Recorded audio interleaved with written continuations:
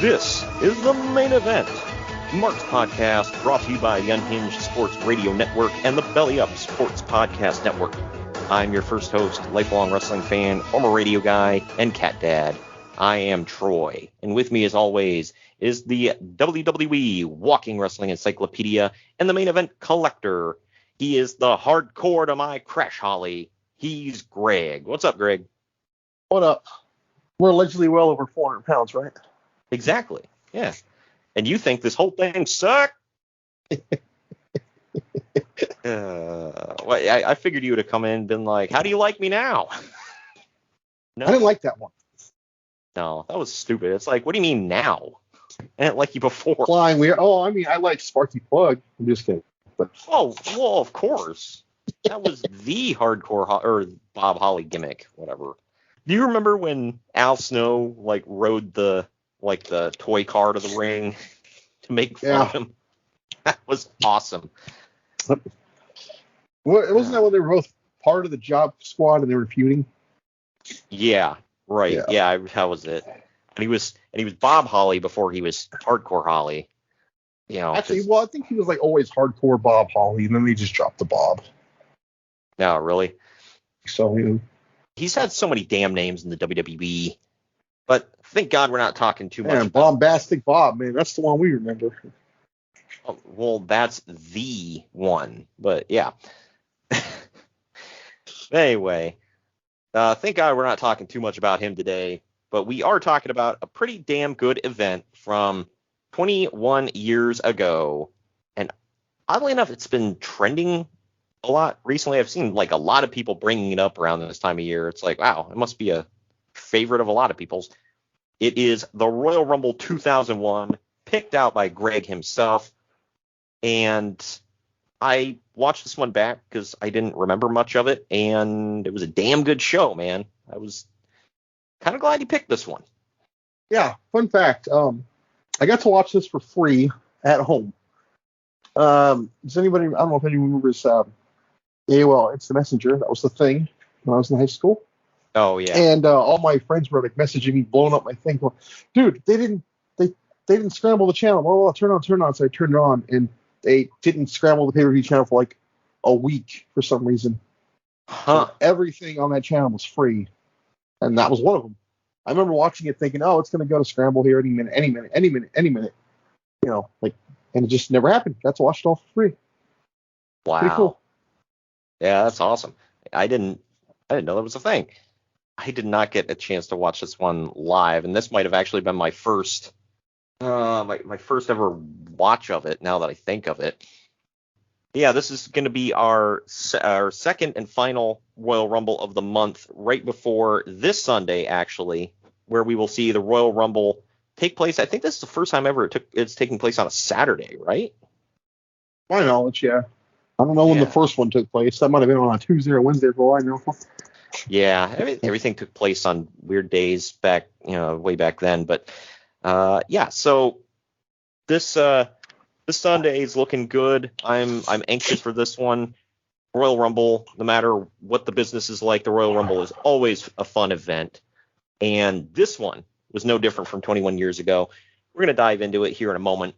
We're going to take this time out here to let you know that the Main Event Marks is sponsored by Fanatics. Get all of your officially licensed sports gear with Fanatics at fanatics.com. Click the link down in the podcast description, and at checkout, let them know that the Main Event Marks and Unhinged Sports Radio Network sent you. Also, we're sponsored by Swift Lifestyles. They're clean energy drinks and focus enhancers, great tasting vitamins, and big brain nootropics that are made and shipped from the USA. Go to swiftlifestyles.com and use our special promo code MAINEVENTMARKS. That's all one word for 15% off your order. And I do want to drive you to our link tree for sure. That's linktr.ee/MainEventMarks.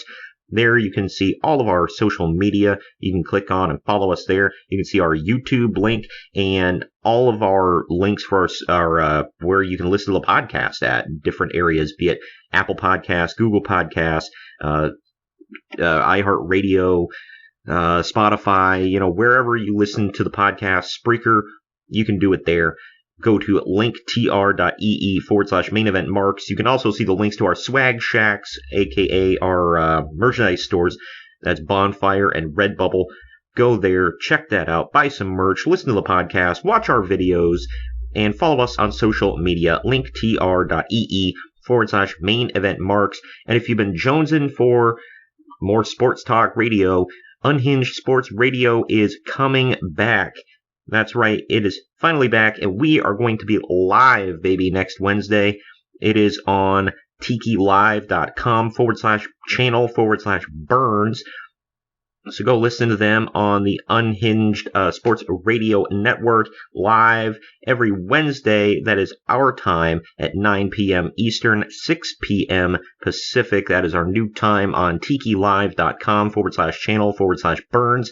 It's free sports talk radio on the internet. You can get it all day, every day. Live, and we are live, like I said, every Wednesday at our new time of 9 p.m. Eastern, 6 p.m. Pacific. TIKI live.com/channel/Burns, BURNS. But now that we've done all that, we're going to take our first commercial break of the podcast. When we come back, we're going to dive into all the news and notes of the time. I think you can guess what most of it is in January of 2001. And depressing. Yeah, it's not very good stuff. But there's quite a bit. We'll talk about it on the other side of this. Follow the Main Event Marks at facebook.com/Main Event Marks Pod, on Twitter at Main Event _Marks, and on Instagram at Main Event _Marks and at Main Event Collector. Get ready to rumble in your new Main Event Marks merchandise. We've got t-shirts, hoodies, masks, hats, stickers, pins, and much more on our Redbubble store. That's maineventmarks.redbubble.com. You can also pick up some awesome clothing items with the latest updated show graphics on our Bonfire store. That's bonfire.com/store/main event marks. Support your favorite retro wrestling podcast and pick up some cool swag on our Bonfire and Redbubble stores. That's maineventmarks.redbubble.com and bonfire.com/store/main event marks. Hey gang, it's Commissioner Cooper of TSS Fantasy. We are the fantasy show of the people. Expert fantasy advice, free contests, leading expert medical and legal analysis, and most importantly, you. Interact with us on all social media platforms or check us out at tssfantasy.com. You can hear us on Spotify, Apple and Google Podcasts, iHeartRadio, and many more. Check out the fun today and be a part of the most interactive fantasy show around. TSS Fantasy, the fantasy show of the people. The Main Event Marks are available wherever you get podcasts and on YouTube. Find all of our links on our link tree at linktr.ee/Main Event Marks. And we're back. News and notes time here for late January of 2001. First off, after nearly a year of rumors and questions, it was officially announced this week that Time Warner will sell WCW to Fusion Media Ventures, a company owned by Brian Bedall and Steven Greenberg, with Eric Bischoff being put in charge as WCW president and head of creative. Coincidentally, or not, literally hours after the WCW sale was announced, it was also announced that the Time Warner AOL merger had been completed. Fusion Media Ventures is a company best known for starting up the Classic Sports Network, which was later sold to ESPN and became ESPN Classics. The actual sale is expected to take 30 to 60 days, and in the meantime, changes in WCW will be gradual. Time Warner will retain a minority interest in WCW in order to keep the television rights.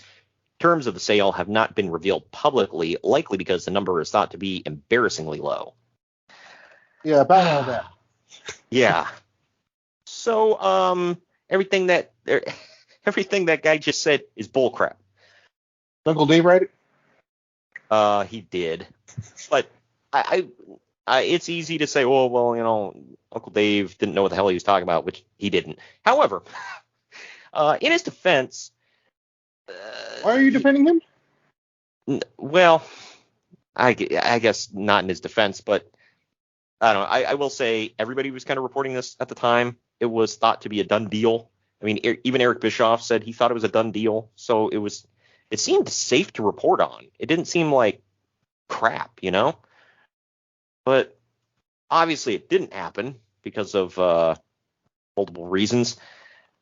And the main thing about it, why it didn't happen, is because, I mean, the Time Warner AOL merger. And they did not want any wrestling on their networks whatsoever. So they kicked off Nitro and Thunder. And after that, Fusion said, well, we don't get TV. We don't want the company. So screw it. And they backed out of the deal. Kind of dirty. Yeah. But that's either big way. business for you. And now here we are, by the way, in 2022, and there's wrestling on their networks. Both of them. Yeah, right. I don't know if they still is it the same company that still owns the networks? I don't know, honestly. Yeah, I don't know, but either way, and obviously things have changed. Don't roast me for not knowing. I don't follow that. Right. But a lot of things have changed in the past 21 years too. So there's that. I mean, all forms of media are completely different. I mean, now we got streaming platforms and everything else. I mean, Eric Bischoff talked about if media back then was like it is today, WCW would still be alive. So, I mean, it's kind of hard to argue that because, I mean, even is it hard to argue that? I mean, they didn't fold because they didn't have anywhere to go. They folded because they sucked. They fell. I mean, they could have came back, maybe not as strong as they once were, but they could have came back and survived. I mean, you and I talk about LOL TNA, and it's like, look how many they didn't have TV for the longest time, and they literally streamed on their website for a while. And then they came back, they had TV, they lost TV, they gained TV. So they could have still been alive. They could have, like I said, they could have done what WCW or TNA did. So, and like I said, the whole thing of it, Eric Bischoff literally said the only reason they didn't buy the company and they didn't go through with the deal was because they canceled all the TV shows. So they didn't have, and apparently nobody else would pick them up. And, you know, to your point, they sucked at the time and the ratings weren't good. But it's like, really? Nobody wanted this property? Not one single channel was like, yeah. I don't find that hard to believe. It's like, really, you can't look at like their success in the past, and wrestling was still a pretty hot commodity at the time. And it's like, nobody saw any potential in this whatsoever with Eric Bischoff back at the helm and a new company owning it and everything. With WWE killing like they were. Well, and they were talking about getting back big names like Hogan and Sting and Goldberg and stuff like that. So I don't know. I figured somebody would have seen just something. More money on top of money. It is, but they were bona fide stars. So I don't know. I figured somebody would have at least given them. It's like, yeah, we'll give you a chance. But I don't know. It kind of sucked. I don't like the fact that they went down the way they did, but I'm not going to go as far as those idiots that are like, well, I wish WCW would have won the ratings war. It's like, do you though? Like, I don't think you're. Oh, we saw Vince McMahon or Vince Russo on TV, bro. Yeah, right. Crash TV, bro. T&A, bro. Nobody cares about wrestling. Fighting the pudding. Holy crap! Wish I was making that up. Bro, fighting pudding. Get naked, bro. Anyway. Now, the short-term plan is to shut down WCW temporarily, probably for about 3 to 4 weeks, and then do a full relaunch. Bischoff has also made it clear that he's aware that they need to create new stars. He also said no more active talent will be working as bookers. He admitted that to spreading himself too thin in the past and being an on-screen performer and the backstage boss, and Bischoff apparently plans to stay off-screen this time. Many of the wrestlers' contracts are expected to be renegotiated when they come up. You don't say. So everybody should probably expect pay cuts soon. Bischoff is also interested in keeping WCW's relationship with New Japan Pro Wrestling and has spoken with Masa Saito about keeping it going. In regards to Scott Hall, Bischoff said that there's no spot for him in WCW unless he can get his life straight. Same with Juventud Guerrera, who Bischoff said would have to prove himself outside of WCW before ever being given a chance again. In regards the Juice. What are they going to do without Hoovy Juice, man? Who, by the way, just 2 years ago was considered the greatest wrestler on the planet by Uncle Dave. Real statement, by the way. I'm not We haven't making this up. We haven't gotten that in a while. Yeah, I had to get it in there, man. Get in there. Yeah, so not an embellishment, by the way. Friggin' Uncle Dave called him the greatest wrestler on the planet in the year 1999. Look, Hoovy was good and all, and he put on some entertaining matches, but no.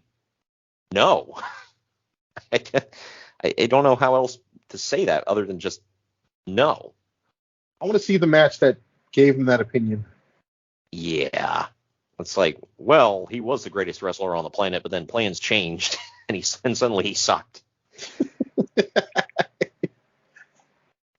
Anyway, the last part of the story is in regards to Mark Madden. He seems unsure if he would bring him back, saying that Madden is very talented, but he needs to know his role and has a tendency to try to get himself over on commentary.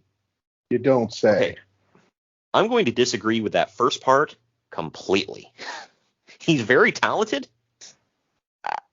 Where? I never understood his fascination with that man. He still sings his praises to this day on his podcast.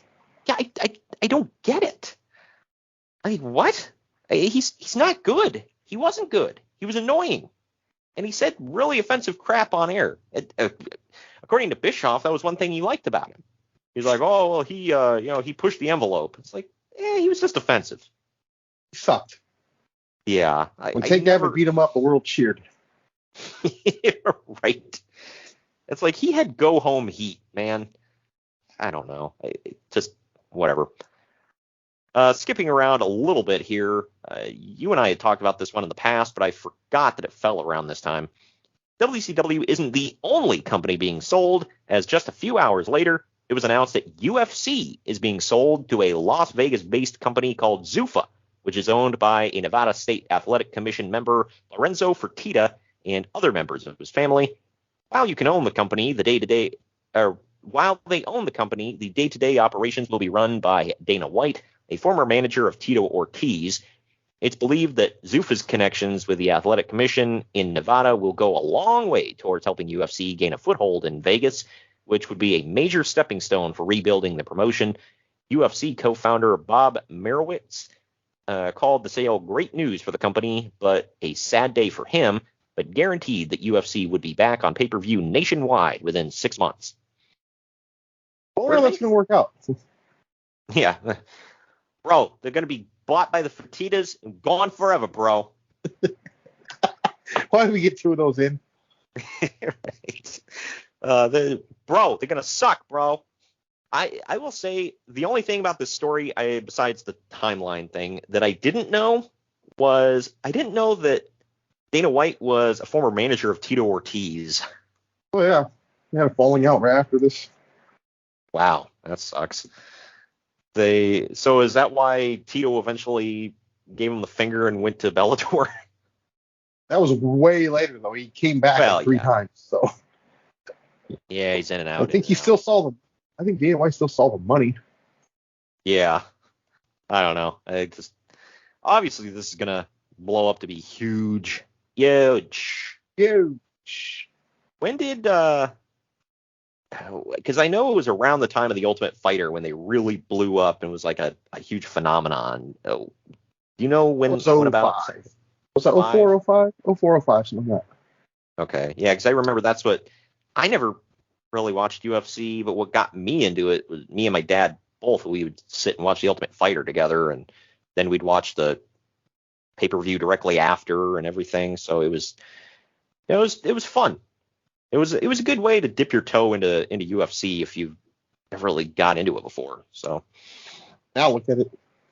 Yeah, right. Freaking biggest company in MMA history. Nobody's ever going to top it. And it's not like some people can make the argument that it's like maybe the talent pool was bigger at certain times, than it is now, but it's like it's still a huge phenomenon and they're drawing huge numbers.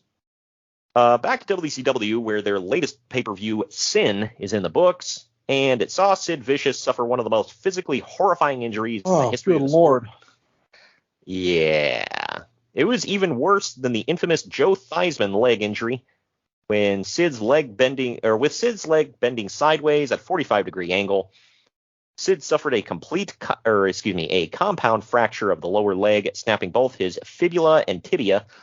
The injury required a 2-hour surgery, which a steel rod was put into his leg. He's expected to be out of action at least 6 to 8 months. Sure, it was way longer than that.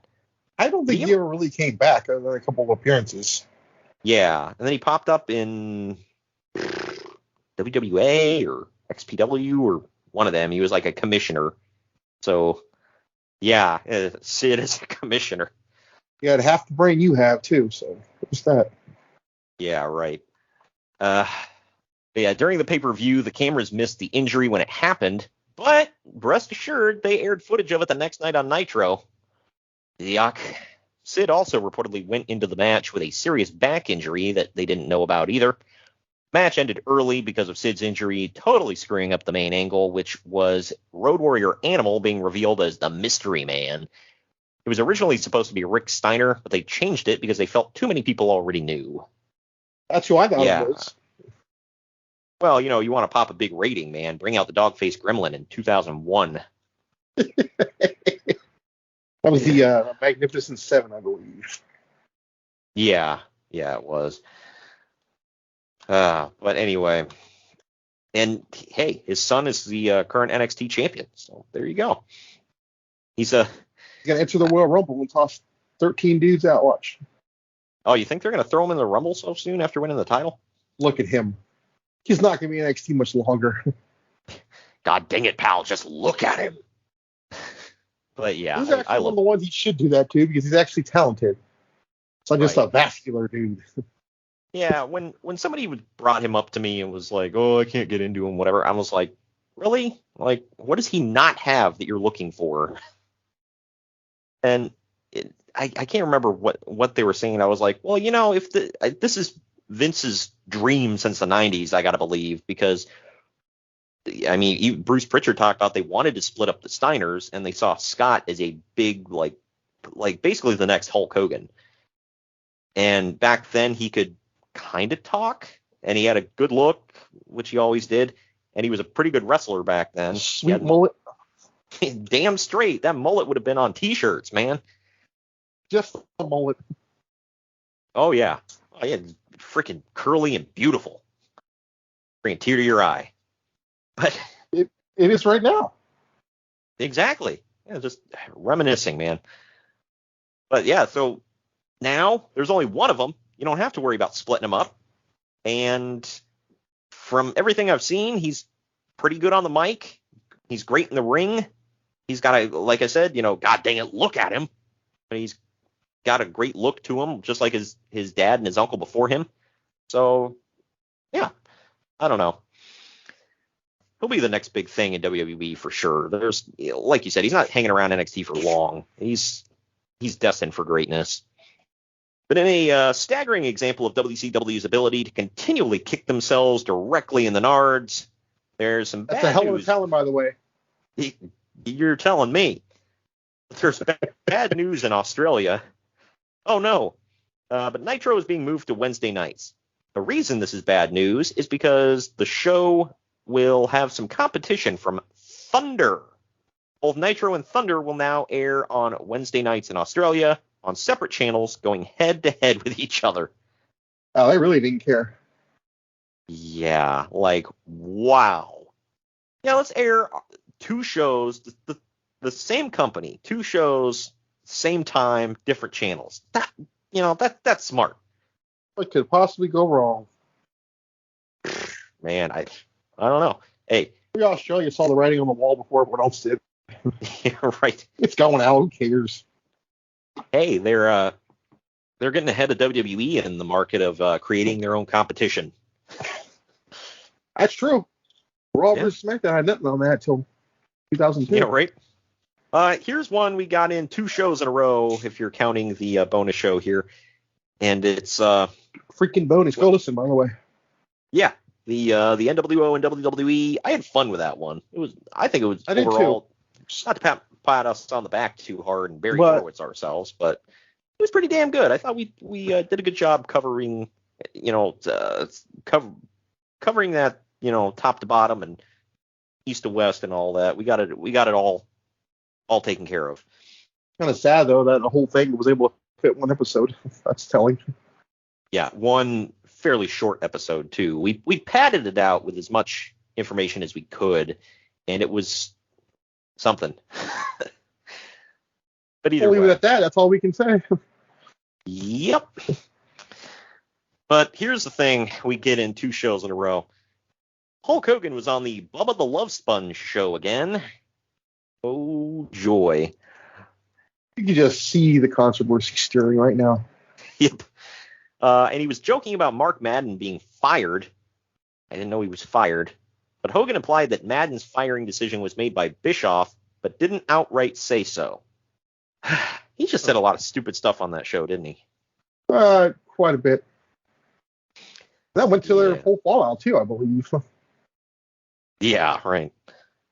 Well, speaking of stupid stuff, XPW ran its first show in months, and it featured the debut of New Jack, who cut a promo talking about how he quit ECW. Oh, no. How he someone called him a bad word, and he hates white people, he's going to be cracked. And stab some fools, yeah. His own words, folks. I'm not making any of this up. His own words. Dark Side of the Ring, go watch it. But a lot of people were surprised to see New Jack work the show since he was so involved in the ECW versus XPW Brawl several months ago at the ECW pay-per-view, where he attacked several XPW wrestlers and crew. Oh, man, it's all water under the bridge, man. He got free porn out of this deal. I think he said it himself. He was like, man, I got a ton of porn. Like, you don't say. But you don't have a computer? One. I don't. How much free porn was there in 01? I guess I don't know. I just assume it's since the beginning of the internet. I have no clue. Never know. Don't act like you aren't an expert on it. Come on. No, I'm kidding. I don't want good authority. Al Gore created that. Internet porn? Yep. And he's super serial. Okay. That right there is an inconvenient truth. Wow. Forget about the polar bears. We need to create internet porn. All right, I'm moving on. The second ECW... Right. Let me see. The second ECW show that week was in Pine Bluff, Arkansas. You heard me correct. And it was a weird show because it seemed to many people that this might be the last ECW show ever.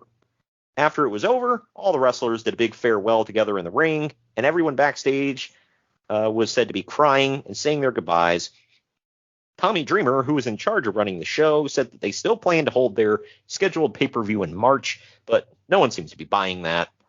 If this was indeed the final ECW show, it's weird that it happened in a middle-of-nowhere town in a market that ECW had no presence in, with half of the roster missing, Paul Heyman not even there. Paul Heyman was in Stanford, right? Getting ready to debut on TV. Yep. With a XPW cap, if I remember correctly. Or not XPW, XFL. I'm sorry. What the hell ever. Another fold. Yeah, right.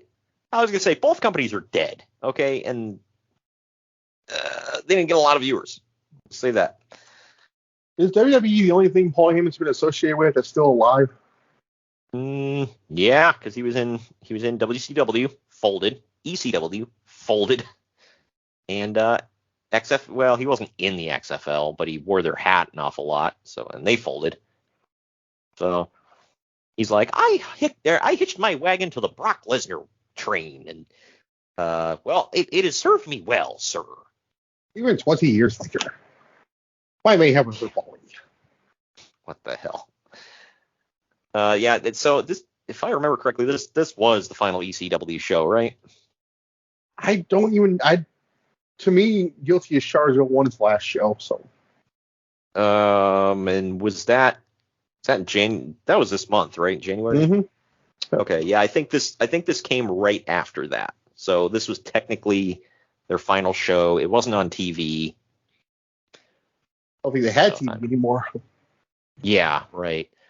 Well, sorry, I actually missed a note here. It's from this show, I believe, or it was either from this show or the pay-per-view. You'll have to tell me, because I didn't watch Guilty as Charged 01. Speaking of ECW, at their most recent pay-per-view, okay, so it was at Guilty as Charged. I answered my own question. Rhino, who is the ECW champion, or TV champion, cut a promo saying that he didn't want the TV title. He wanted the world title instead. So even though he's the TV champion, he didn't have the belt with him. Real reason for this is because someone stole the actual belt a few weeks ago, so they don't have it anymore. Wow. I didn't know that. Yeah. So, yeah. Either way, that, good Lord.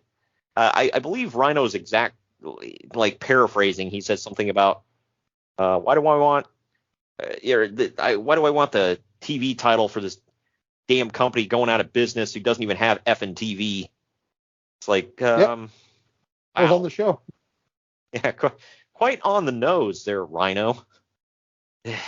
But either way, moving on here. I don't know if you remember this movie or you ever saw this movie or heard of it, but Sable is filming a role in an upcoming movie called Corky Romano, starring Chris Kattan and Peter Falk. No, never heard of it. It's kind of funny. Isn't it the guy from SNL? Yeah. Yeah, he was in Night of the Roxbury and all that. Like the big bulging eyes. The movie was kind of funny, but it was stupid. No. It also had well, there's the shock of the century. It had kind of it had a handful of like funny quotes in it. It had Chris Penn in it that played Corky Romano's brother, and like he was gay, but he wasn't like coming out and admitting it. He kept trying to hide it. And then finally at the end of the movie, they're like, "Oh, he's gay." He's like, "I'm not gay. I love boobies."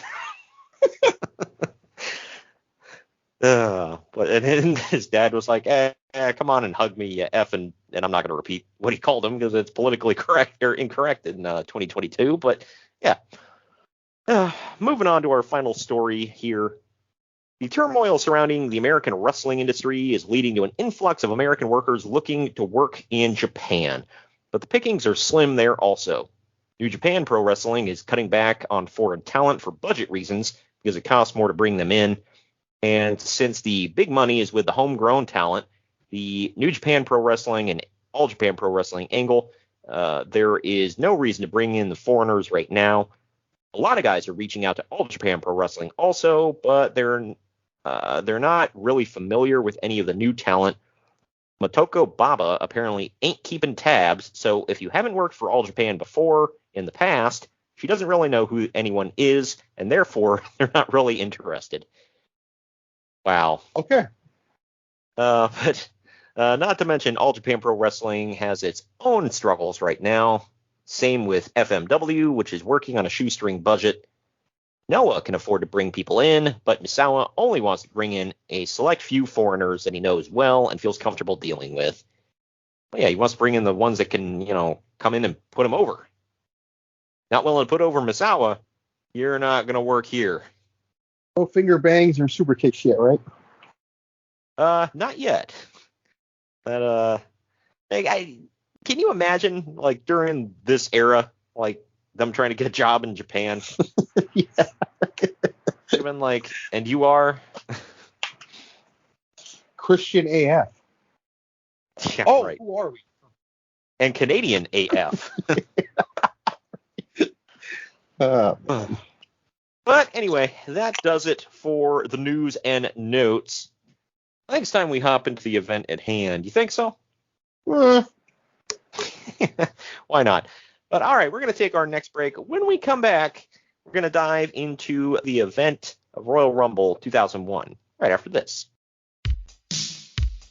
Follow the Main Event Marks at facebook.com/Main Event Marks Pod, on Twitter at Main Event _Marks, and on Instagram at Main Event _Marks and at Main Event Collector. Hello everyone, my name is Ryan McCarthy and I'm the host of the No Credentials Required podcast.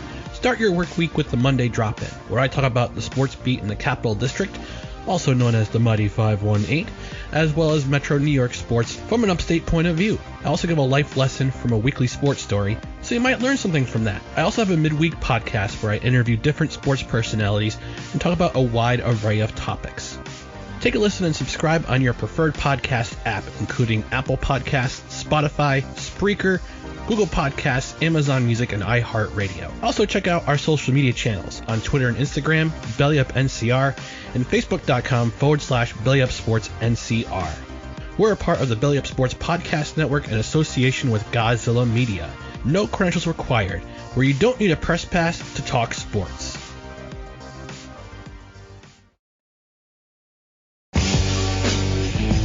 Event marks are available wherever you get podcasts and on YouTube. Find all of our links on our link tree at linktr.ee/main event marks. And we are back. WWF Royal Rumble 2001. It took place on January 21st, 2001. The tagline, 30 men, every man for himself, one victor. The venue was the New Orleans Arena in New Orleans, Louisiana. It is now the Smoothie King Center, which you and I have been in. And the attendance was... Yeah, it's a pretty good arena. I mean, I haven't been to like a crap ton of arenas, but I will say out of the ones I've been to, that was one of the nicer ones. The attendance is, or was, 17,137. And the pay-per-view buy rate was 1.35, which amounted to 625,000 buys, which you were not one of, even though you watched it live. And I didn't take it. They did it on accident. It was just on. Yeah. I was going to say, hey, you took what they put out in front of you. All right? It's not like you didn't even steal it. You didn't use a scrambler. Nothing. It was there. Like, what am I going to not watch it? Like that episode it's like that episode of Friends where they had the free porn on their TV. They didn't want to shut it off. They had it on for like weeks. It's like, wow. The song's stuck in my head. What's it from? Something from Goodwill Humping. Why is this the second porn reference we got in on the show, by the way? 2001, it was the beginning of the internet. Ah, yeah, right. Thanks, Al Gore. Anyway. Yeah, really, thanks. I mean it. Yeah, right. Yeah. I'd like to shake your hand. Well, we probably shouldn't. Well, you don't want to shake my hand. Yeah, right. Ew, COVID. Anyway. Yes, that's why. Yeah, that's one of the reasons, all right? But the first match, we're jumping right into the first match here on the show. It is Edge and Christian defending the WWF World Tag Team titles against the Dudley Boys, Bubba Ray and Devon. This went about 10 minutes. When the King says that he loves Edge trash talking, JR randomly asks the King if he's getting aroused by it. Yeah. I was like, what the F? I'm like, please tell me. I mean, it's not any less creepy, but I'm like, please tell me Vince is feeding this into his headset and he's not just randomly thinking it's like, oh, are you getting turned on, King? Like, oh, that blonde Canadian and his nice teeth. Oh. God dang it, pal. Look at that long, flowing blonde hair. He's going to be champion someday. Have live sex on Raw. Well, there's that. Yeah, it was all building up to that, man. ENC misses the concerto behind the referee's back. In the end, ENC mess up trying the WhatsApp, and the Dudleys hit 3D to win. Uncle Dave gave this 2 3/4 of a star. I gave it 2.5 stars. It was fine. What say you? I gave it 2. It was fun. Yeah, I mean, it was a serviceable opening match between two good teams. I've seen them have way better. I was just, I don't know. And it didn't suck. Just when I saw Edge and Christian versus the Dudleys, I expected a little more. So maybe I set my expectations a little too high, and that was on me. I don't know. But footage from earlier in the day shows a limo pulling up to the arena with Drew Carey in it. Yeah. I forgot this was that show. by the way. And I'm like, my God. King is losing his mind, by the way, because he's from Cleveland, and King loves Cleveland. Even though he's from Memphis. Yeah, right. Which is not close to Cleveland. I'm just going to throw that out there. We then see earlier footage of Frosted Tips NSYNC reject Michael Cole interviewing Vince McMahon, who says that in the interest of fairness, Stone Cold Steve Austin will be in tonight's Royal Rumble match, and because Triple H was shoved into Austin by Kurt Angle, unintentionally physically provoking Austin, he will not lose his shot at the WWF title tonight. I thought that was fair. Yeah. It's a fine explanation. I get it. But so I'd forgotten about that stipulation being a thing, though. We then see footage in Triple H and Stephanie McMahon's locker room where Triple H tells Stephanie that he can't have her fighting with Trish outside the ring during tonight's match. Stephanie reassures Triple H that Trish will not get involved tonight, and she'll make sure of it. The door is knocked on, and Triple H invites in whoever it is, and it's Drew Carey. Drew asks Triple H how long ago he married Stephanie, and then he says he hasn't been watching WWF because he's always working. Yeah, here he is. Yeah, I know. I thought that was so, like, a stupid thing to say. It's like, you're on their show, and you're like, hey, what's going on? I don't really watch your product a whole lot. Like, what? Anyway. It's going to make sense later when he thinks he can, well, we'll probably talk about it, but. Yeah. Well, he says he ran into Kamala at the airport, and Kamala sings now. I didn't get any of this. Like, what? But he then pimps his upcoming pay-per-view comedy special, and then Stephanie tells Drew that she heard he's a ladies' man, so she's going to go introduce him to Trish Stratus. Definitely a ladies' man. Yeah, right. Hey, that's another one. God dang it, look at him. He clearly has a thing with the women. Whatever. Well, hey, he's surrounded by beautiful ladies now in his current job, so there's that. But I'm not sure if there was. Yeah, wow. Do they have male models now? Yeah. Wow, I did not know that. How progressive of them. But I'm not sure if there was an intermission right away or what the hell was happening. But now we go to another backstage segment where the APA is wearing their always pounding ass shirts. Hell yes. I'm not even making this up, by the way. If we've talked about it before on the show, if you haven't heard, at this time the APA had a shirt that said APA always pounding ass. And Christian and Jungle Boy brought that back on Dynamite a couple weeks ago. Did they? They literally said they were going to get in there and pound their ass. Who were they talking about? Was it? I forget who they're feuding with. Oh, okay. Might have been the Hardy Complex, whatever the hell they're called. Yeah, they're going to pound your ass. That's what they said. Jungle Boy, you're like 110 pounds, dude. Yeah, right. All I could think of was like from Community where Troy sneezes and Joel McHale's character is like, hey, Troy sneezes like a girl. And he's like, how about I pound you like a boy? That didn't come out right. But anyway, the APA is sitting in their quote-unquote office playing cards and smoking stogies and all that. And Bradshaw tells Farouk, I'll show you mine if you show me yours. Not a good thing to say when you're wearing T-shirts say always pounding ass. But, I mean, whatever. Window, bro. Right. But it turns out they were talking about their Royal Rumble entry numbers. And Crash Holly randomly comes in and says, we're friends, right? Right? And then he says that you get in my way tonight, I'm going to have to eliminate you, throw you right out of the ring. And then he like gives him the thumbs up and leaves. and they call us drunks. Yeah, right. Bradshaw says that, and then Farouk goes, damn. So Crash, I completely forgot about this. So Crash Holly was the original Eric Young, wasn't he? Oh, yeah. I had no idea. I completely forgot about this. I remember. Don't fire Crash. Wow.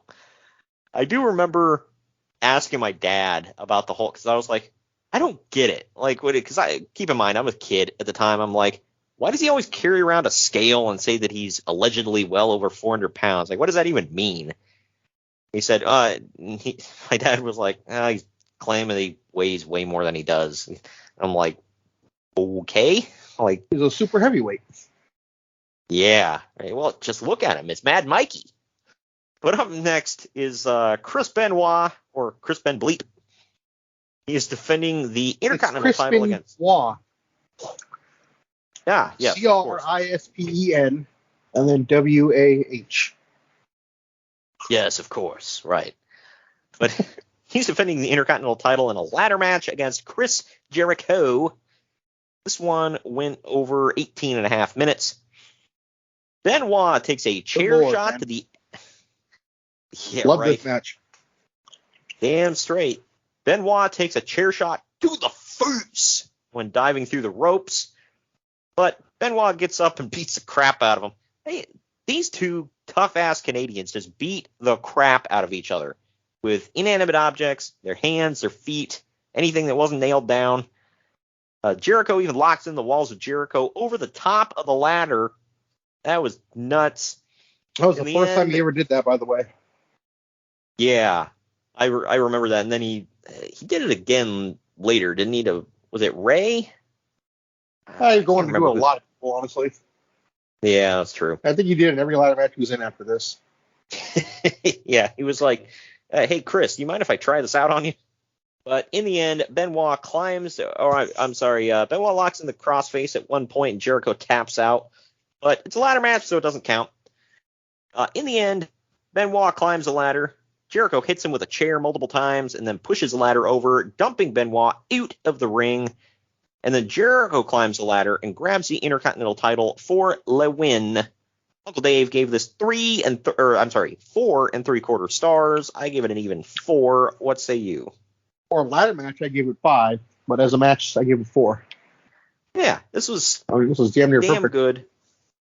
But one thing I want to know, because, I mean, you and I were saying, as match, 4 stars. Uncle Dave, he was a quarter of a star away from 5.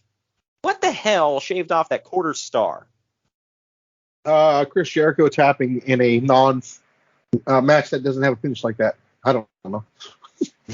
Yeah, I don't know. And the thing is, I think both of them once upon a time did wrestle in the Tokyo Dome, so that can't be it.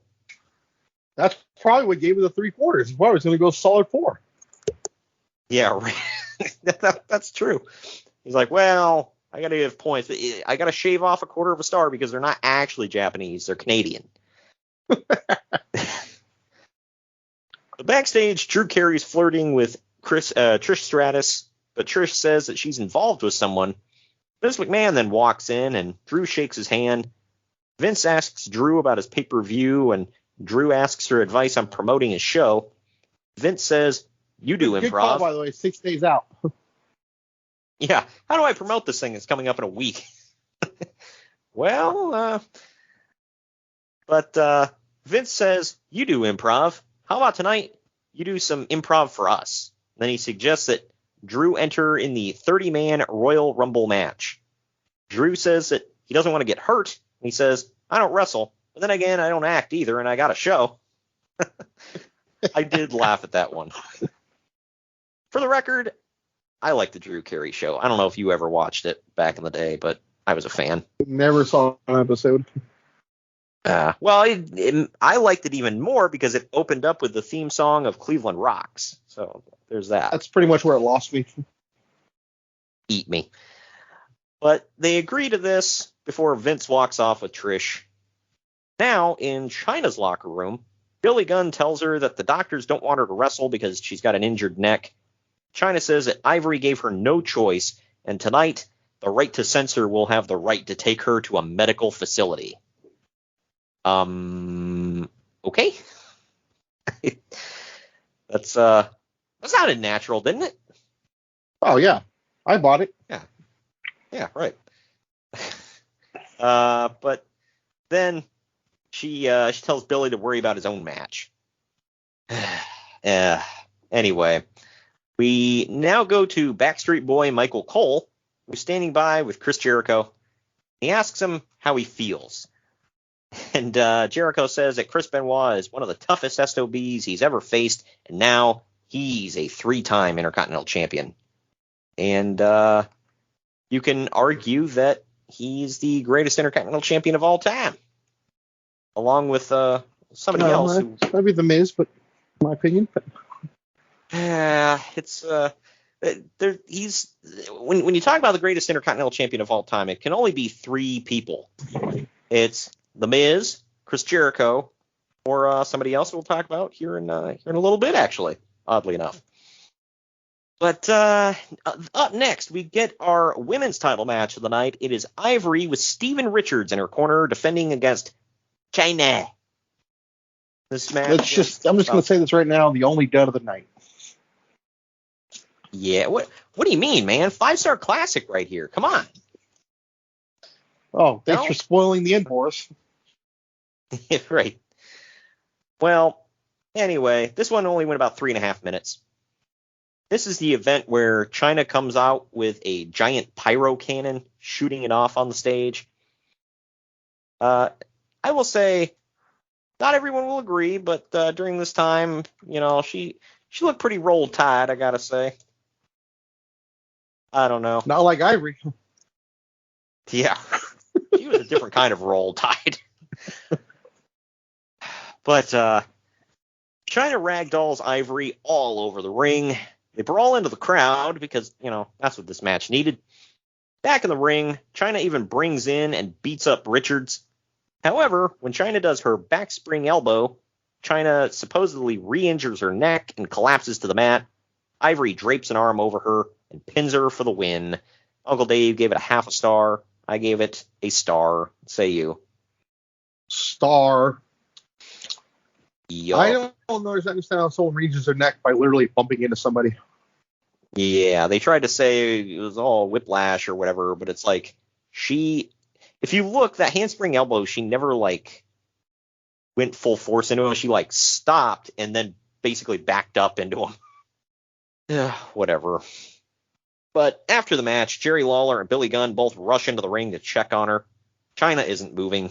They end up putting a neck brace on her and stretching her out to an ambulance. I can't say that word, stretchering, if that's even a word. But yeah, I don't know. Yeah, it's a no for me, dog. This one, though, it's a little ironic, huh, that she said, oh, they're going to take her to a medical facility. Where's she heading? Huh, Greg? Medical facility. That's right. So I didn't know where you were going with that. Right. That's a good sign. You mentioned Stevie Richards. You sent me a picture the other day of that fan dressed up like Stevie Richards. Do you know that sign guy? Wait, sign guy. What do you mean, sign guy? He always dresses up in the what's that called? Auto mechanic shirt, red hat. He's at every show. Huh. I didn't know that. Yeah, it's him. He dressed up like Stevie Richards that night. He wanted to be funny. Wow, that's a new one on me. That's ridiculous. He's also at Hard to Kill this past weekend. Wow. Is he still bringing signs? Uh-huh. Good Lord. Yeah, because I sent, for anybody that doesn't know, watch during the Royal Rumble. Just watch this guy. He's front row hard camera. He's dressed like Steven Richards. Yep. Right to censor Steven Richards. During the Rumble, he figures out that he's on camera at one point, and he stands up and just freaking gets it. He's gyrating around and crotch chopping and sticking his tongue out like he's X-Pac or something. Freaking weird. But now in the makeup area, Stephanie McMahon walks up without noticing Trish Stratus there. Stephanie tells Trish that if she gets involved in Triple H's match tonight, she's going to take her out. Trish said, I have my own affairs to worry about. And then she walks off. In the locker room now, Harvey Whippleman brings Drew Carey a tracksuit to wrestle in. We get a Harvey Whippleman sighting. How about that? That's Dr. Harvey Whippleman. Not anymore. He's just he lost his title, got stripped of it. Was it Downtown Bruno or whatever the hell his name was? I think so, yeah. Yeah. But Kane walks in and Drew says, "Hey, there's a goofy looking guy in a mask," before he tries to introduce himself. Oh my gosh. Why would you see a giant scary looking dude and be like, "Oh, there's a goofy looking guy"? Like out loud. Clearly an idiot. We now switch to another locker room where Tiger Ali Singh, D'Lo Brown, and Chaz. Was it Chaz Warrington? Or I think he got a last name at one point. I don't know. I forgot. Headbanger Mosh. Yeah, that guy. I prefer Beaver Cleavage, but whatever. Oh, hell yeah. But I forgot this was a thing, dude. Were they like his disciples or some crap? Or like, what the hell? I don't remember how this happened. I feel like they just appeared on Raw one night. Yeah. For those that don't know, D'Lo Brown and Chaz were dressing like Tiger Ali Singh. They had like turbans on and like traditional like Indian clothing and whatever. I just thought it was funny how the Indian guy got the white guy and the black guy just like an Indian. It was like, was that supposed to be funny? Yeah, really. But Brown and Chaz argue over who will be in the Royal Rumble, and Tiger says that he'll make the decision for them. Vince McMahon then walks in and says that neither one of them will be in the match because they've been replaced. Tiger asks who have they been replaced with, and Vince says... No, he said, who is this great athlete you replaced my guys with? He makes it sound like it's a big thing. Yeah, right. And then Vince says it's Drew Carey. And Tiger asks, Drew Curry? Who is Drew Curry? Get it? Because he's Indian. Oh, yeah, that was funny. Yeah. Drew Curry. Good Lord. It's like, I don't even know what to say about that. That was wasn't even kind of funny. But we now go back to Triple H looking mean and breathing heavily while looking at himself in the mirror before headbutting it and walking off. Cool. We then see Kurt Angle walking backstage, smacking himself in the face to hype himself up. Because, you got to fill pay-per-view time. They're like, look, we only have a handful of matches here. Let's throw in a bunch of bullcrap backstage. But Good now... Lord. You're not wrong.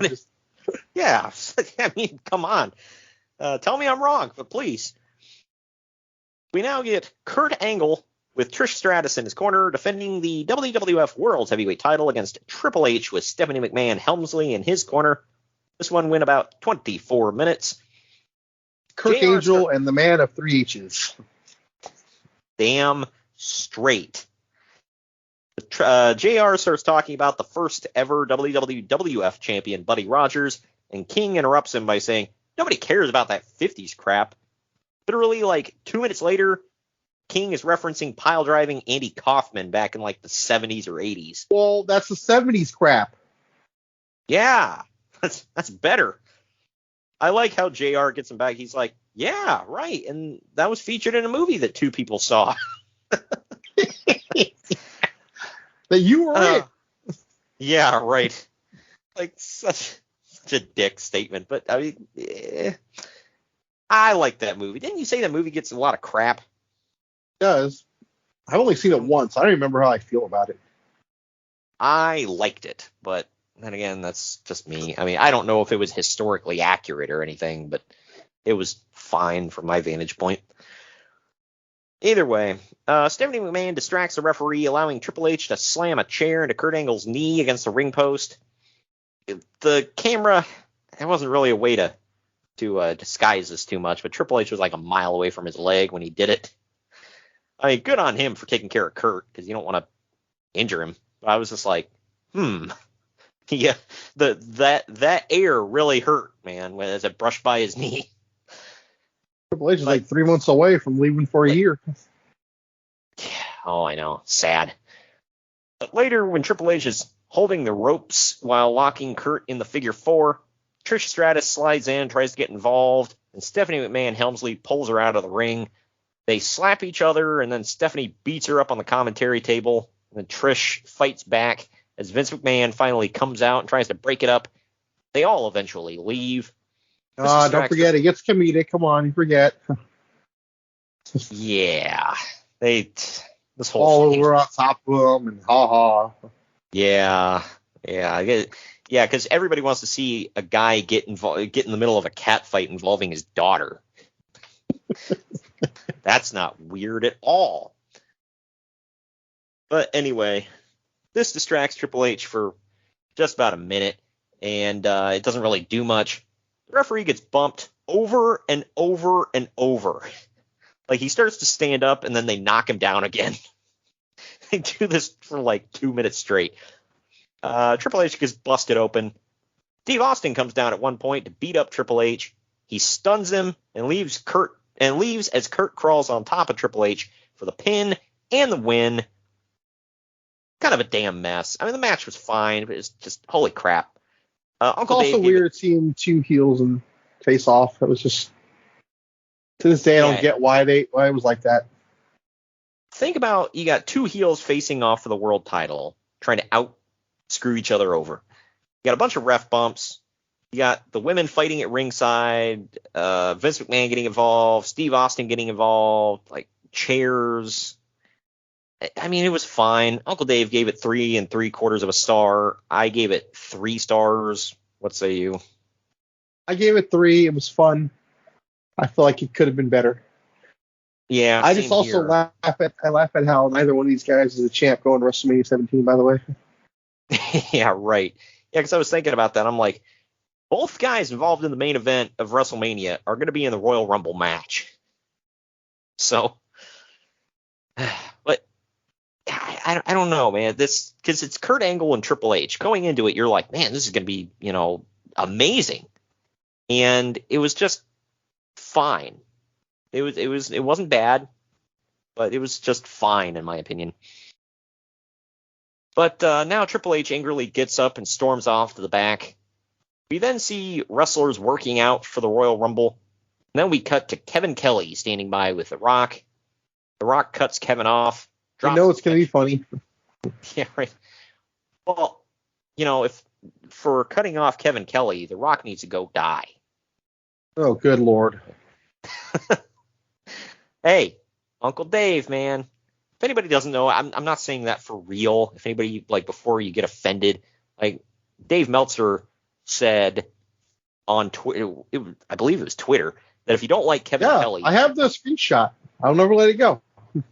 Right. He said, if you don't like Kevin Kelly, please die. He literally said that. Good Lord. Yeah, this is the guy who wants to be taken serious, by the way. Yeah, he's a serious journalist with all his journalisting. He journalisms all over himself, Greg. All over his office, too. Yeah, right. You can, hey, in every episode of Observer Live on the radio and on every release of the, 100,000 word freaking newsletter he puts out there, you just get the hot, sticky journalism all over the place. Good Lord. Anyway, The Rock drops all of his catchphrases. He throws out some New Orleans references and then trash talks various opponents for the Rumble match. And that brings us to our second to last break of the podcast here. On the other side of this, we're going to dive into the actual Royal Rumble match right after this. Follow the Main Event Marks at Facebook.com/Main Event Marks Pod, on Twitter at Main Event _Marks, and on Instagram at Main Event _Marks and at Main Event Collector. This message is brought to you by Belly Up Sports. No, just kidding. This is not an NWO promo. This is just me, Kyle Sullivan, aka Shaggy Von Doom, the host of Here in Puckburg on the Belly Up Sports Podcast Network. I have a hockey podcast where we talk about hockey fandom and the love of the game and where that leads you in this game we call life. Why am I on Main Event Marks telling you about this? Well, what if I told you I had one half of the world's greatest tag team, otherwise known as the Main Event Marks, the one and only Greg, Superfly Greg. He was on. and he was talking about his love of the game. So you might want to come over and check that episode out.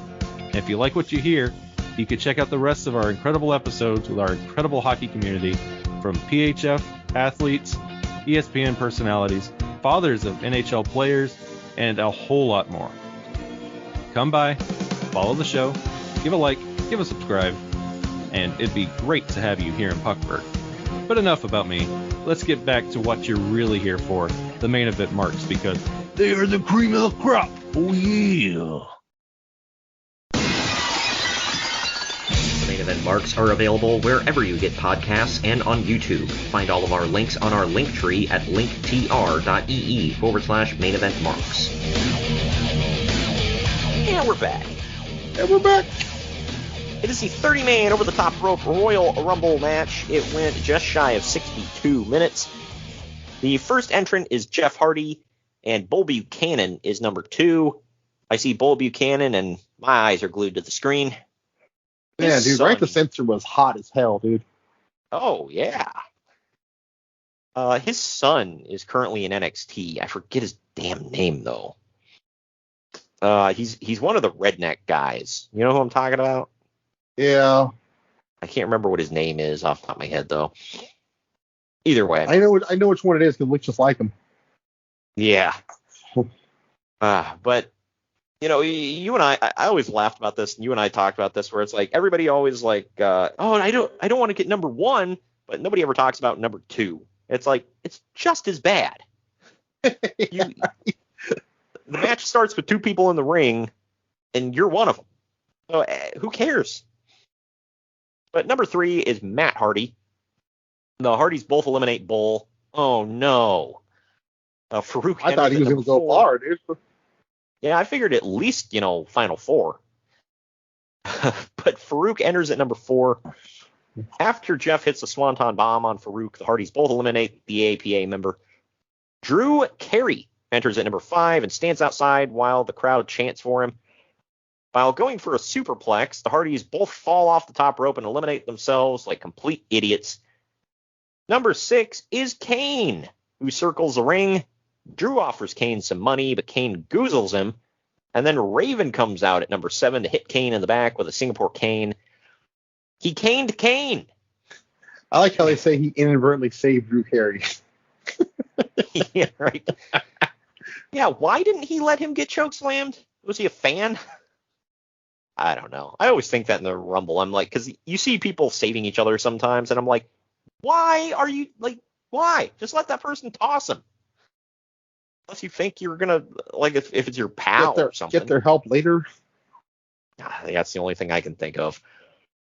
But Drew Carey eliminates himself and then runs away.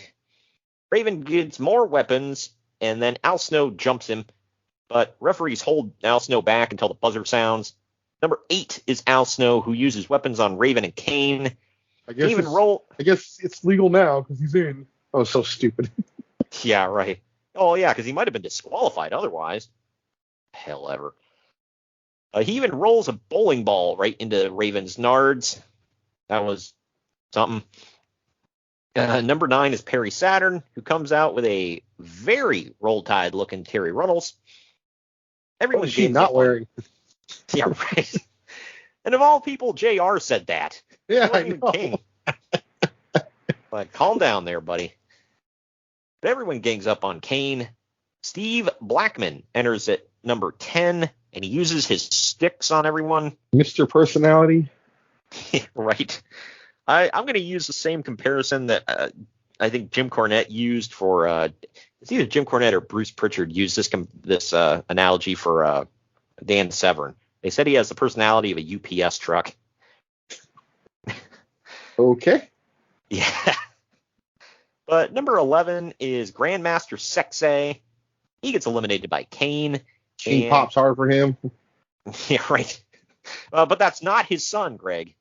Remember that. Some people say he had a bad break at birth, but that's unconfirmed. Yeah, right. But after he's eliminated by Kane, so is Steve Blackman, and then Al Snow, then Raven, and finally Perry Saturn. Honky Tonk Man is number 12. He's the one I was talking about, is in the conversation of those 3 men, the greatest Intercontinental Champion of all time. But he comes out and sings and dances to his theme song in the ring while Kane stares at him. Kane eventually rips a guitar out of his hands and slams it over his head, and then he tosses him. Look, I'm going to say this. He took a hell of a bump over that top rope, man. Aim that too, dude. And I'm like, holy crap, freaking Kane just chucked his big white ass over that top rope. But The Rock now enters to a huge ovation at number 13. Number 14 Unlucky is 13. Yeah, right. Number 14 is the Good Father. Gets eliminated quickly by The Rock. Number 15 is Taz in his mechanic's outfit. He gets sat on the top rope by Kane and punched right in the face and knocked out of the ring. Should have sent Hook, dude. My gosh. It was that's 21 years ago, so is he even 21 yet? I don't think he's even born yet. He's not even a glint in his father's eye. Someone has a sign on Hardcam. It was actually a sign guy. Has a sign that says, "My crap is bigger than Taz." Cool. That was great. I was like, what? Bradshaw enters at number 16. Albert is number 17. Oh, man. The hip-hop hippo. Number 18 is Hardcore Holly. K-Quick, the future R-Truth, is number 19. Val Venus is number 20. Number 21 is William Regal. Number 22 is Test, who eliminates William Regal. A returning Big Show is number 23. I'm going to say this, by the way. The whole reason he was gone was because they sent him to OVW to lose weight. Did he lose it and then find it again? I don't know, but he looked bigger than he was when he left. Yeah, right. Because Uncle David talked about that in the newsletter. He was like, I'm calling shenanigans on him losing weight. All right. He was like, freaking look at him. He's like, he might even be bigger. But anyway, Big Show eliminates Test and K-Quick right away before chokeslamming Albert, Bradshaw, Val Venus, Hardcore Holly, and then Kane. The Rock then kicks him in the nards and clotheslines him out of the ring. Crash Holly enters at number 24. The Big Show pulls The Rock out of the ring and then chokeslams him through the announcer table. That would have. Yeah. If I was watching this live, I would have thought, oh man, now he's gonna win. It's like he's gonna come in at the last minute and win the whole thing, right? Well, not quite. That's kind of what I thought. Yeah, seemed obvious, but I don't know. Entrant number 25 is The Undertaker, who rides his motorcycle to the ring. He eliminates Bradshaw, Hardcore Holly, and Val Venus, while Kane eliminates Crash Holly and Albert. Number 26 is Scotty 2 Hottie, who looks scared to get in the ring. Brothers of Destruction eventually destroy him and toss him out. Number 27 is Stone Cold Steve Austin, who gets jumped from behind in the aisle by Triple H. They brawl all over, and Austin gets busted wide open. Dude, he was bleeding a gusher. I was like, holy crap, that's a lot of blood. Number 28 is Billy Gunn. What was it, Billy Bitch Cakes? It's the one. Yeah, the one who he got a haircut. He got a new theme song. His ass no longer says Mr. Ass. Yeah, it's a whole new Billy Gunn, man. But Austin is pouring blood right now. Number 29 enters, and it's Haku. You might recall, if you were watching it this time. Oh, go ahead. It said a couple weeks ago, like, this was the first sign that WCW was going under. They literally lost one of their champions. Granted, it was the hardcore title. No one gives a damn, but a champion left the company. That should have been a sign right there. Yep. Well, as you just mentioned, if anybody was watching live at the time, just last week, Haku, under the name Mang, won the WCW Hardcore title. Well, it's in WCW's infinite wisdom. They put the title on a guy who wasn't even under contract. It was only working on a per-night deal. And, well, then this happens. I mean, don't get me wrong. And then that prestigious title dies. Yeah, right. Like, don't get me wrong. I'm not pointing out, like, holy crap, this was, first of all, they got the hardcore champion of WCW. My God, what a get.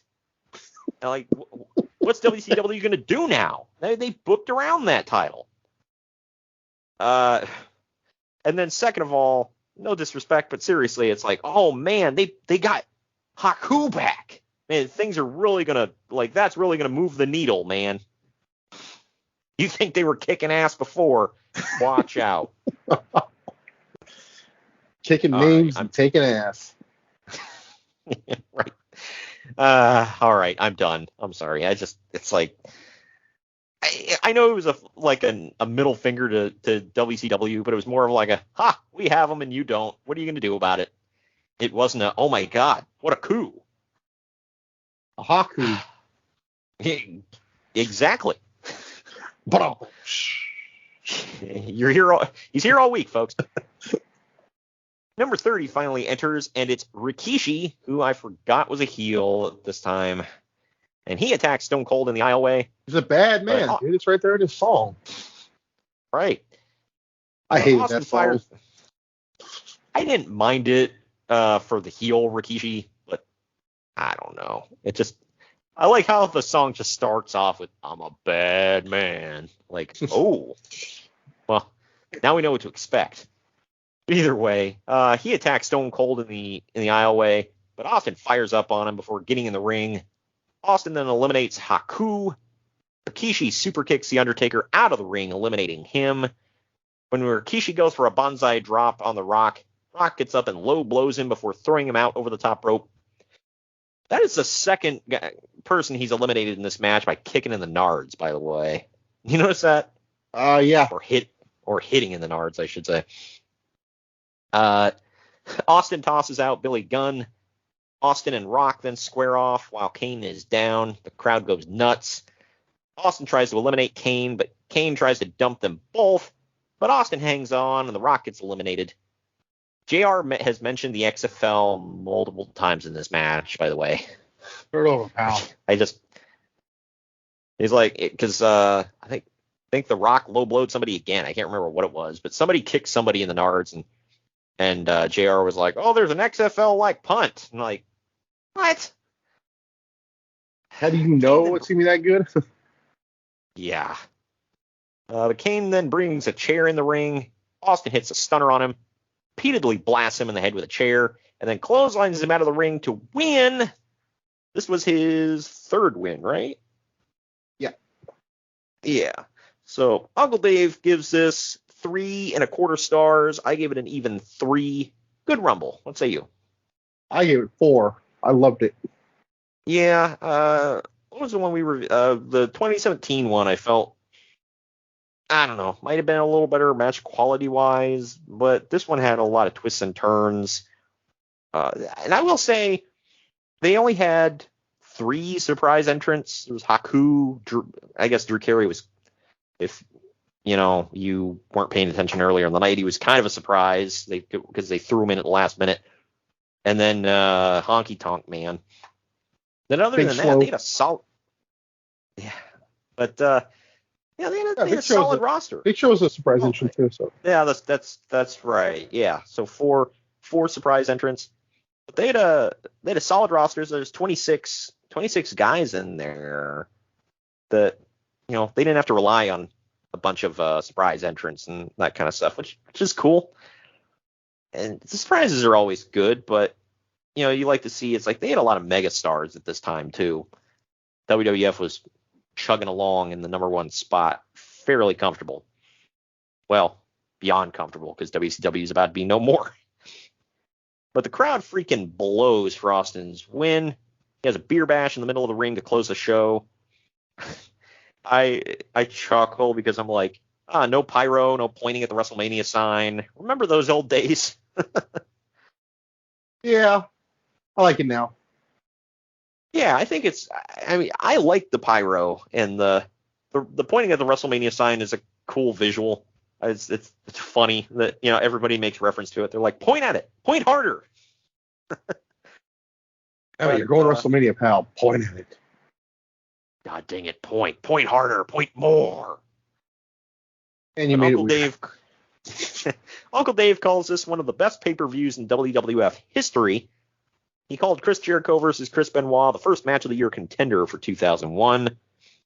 I didn't look to see if it did win that, but Who cares? Either way, that does it for this. We're going to take our final break. When we come back, we're going to get into the final ratings and tell you what's to come in the month of February. Right after this. Follow the Main Event Marks at facebook.com/Main Event Marks Pod, on Twitter at Main Event _Marks, and on Instagram at Main Event _Marks and at Main Event Collector. Good morning, good afternoon, good evening, and good night. My name is Thomas, and what's your name? I'm Alan. Alan. Oh, yeah. We're brothers. That's right. Yeah. Same mother and father. Your room was... Oh, we share the room. Shared a room. We share the room. Thought I knew your face. Yeah, we go way back, mate. Yeah. We should do a podcast then. We have. We do a podcast. We do a podcast. What's it called? The Roadcast. Yeah, that was planned. Yeah. Well. What do we do? Well, we cover all different things in the world of pop culture. We're talking about comic books, we're talking about professional wrestling, and we're talking about movies. Go back and watch classic retro wrestling events, the likes of WWE, WCW, and if you do like that, you can check us out on Apple iTunes, also on Podbean, Anchor, and on Podknife. Also check us out on Twitter at The Broadcast. That's BROKAST. Nearly stuffed up the ending. No, it's all right. Good on you. Yeah. Instagram also at The Broadcast Podcast. Remember, we don't spell it with a C. We spell it with a K. Sorry, mate. Take it easy. The Main Event Marks are available wherever you get podcasts and on YouTube. Find all of our links on our link tree at linktr.ee/Main Event Marks. And we're back. The final ratings here. Internet Movie Database gave this 8 out of 10. CageMatch.net gave it 9.01 out of 10. I gave it 8 out of 10. It was a solid B to B+. What say you? I gave it an A-. I loved it. It's hard to argue that. I mean, obviously I have my opinion of how I felt about it, but at the same time, it's hard to argue. The only two things I think that dragged down a little bit for me, and I'm not counting the women's match, that's whatever, it was only 3.5 minutes. But my God, was there a bunch of backstage bull crap. Like, after a while, I was like, all right, move it along, get to the match. And then the other thing was I felt they overbooked the world title match, and you and I already talked about that. But other than that, it was a solid pay-per-view, really good. This might also be in my fave 5 of Royal Rumbles. And the cool thing is, going through these, this is why I like doing this kind of stuff, because it's like going through these pay-per-views, like you forget some of them, or it's like, oh, I've never seen this one before. And you can kind of, in your mind, it's like, wow, this was better than this, or, whatever. You can kind of compare and contrast and all that. And this was definitely one of the better Royal Rumbles in history. So that wraps up the month of January, man. I think we had some fairly good shows this month. Final Resolution was a good watch, as was Rumble 07 and 01. And the NWO and WWE was fun to do. And the Bunkhouse Stampede had its, it wasn't complete trash. So it was fun to go back to 88, in my opinion. But either way, we are looking onward to the shortest month of the year, the second month of the year. It is February. And I'm excited about this. When I sent you the schedule, you said it looks like a damn good month. And I know you handpicked a couple of these shows for this month, because I told you, I was like, I don't have the schedule completely filled out yet, and you sent me your suggestions and everything. So the first one, handpicked by you, I think you said you were at this show, correct? Was WCW Super Brawl 7. Yep. In the same. Was that actually in San Francisco at the Cow Palace? It was in the Cow Palace, yeah. Oh, okay.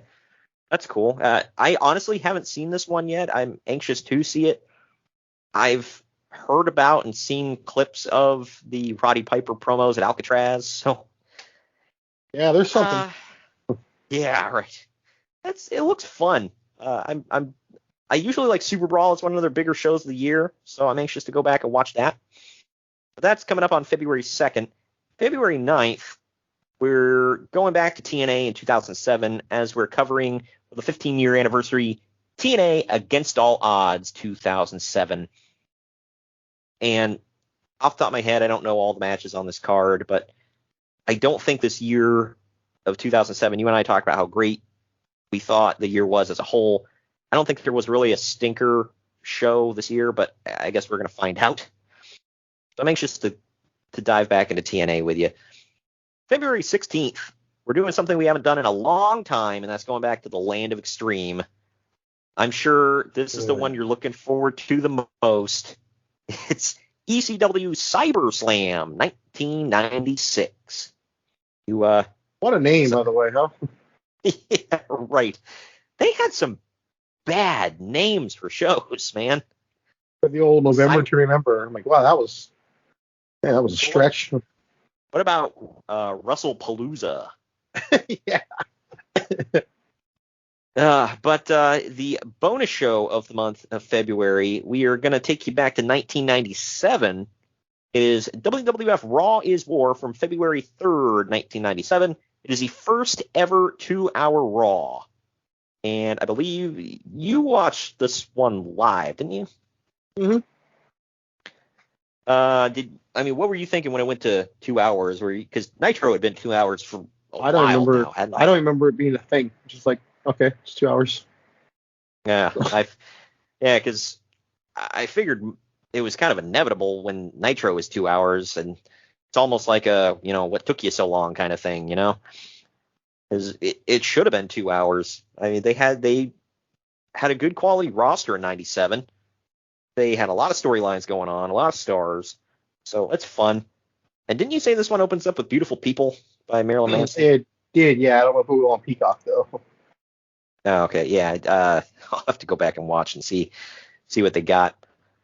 And then finally, to close out the month, February, on the 23rd, we're going back to 98. It's another WWF show. It is No Way Out of Texas, 1998.